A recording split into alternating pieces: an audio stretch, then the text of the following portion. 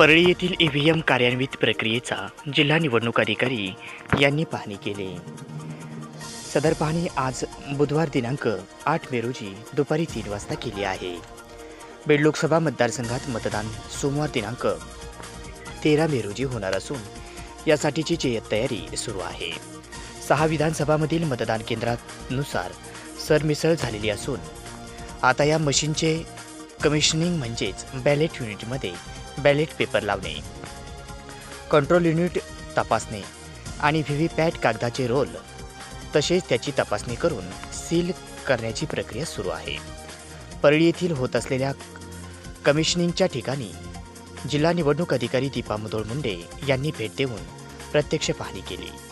यावेळी परळी विधानसभेचे सहाय्यक निवडणूक अधिकारी अरविंद लाटकर व परळीचे तहसीलदार व्यंकटेश मुंडे, नायब तहसीलदार मिलिंद गायकवाड, बाबूराव रुपनर, अण्णा वंजारे हे ईव्हीएम प्रक्रिया पाहणी करतेवेळी सोबत उपस्थित होते।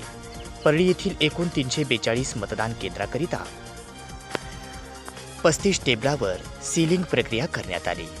या प्रसंगी बीडचे जिल्हाधिकारी तथा निवडणूक निर्णय अधिकारी यांनी काही ईव्हीएम सीलिंगबाबत महत्त्वाच्या सूचना करताना सुरक्षात्मक उपायांबद्दल सर्वांना माहिती दिली।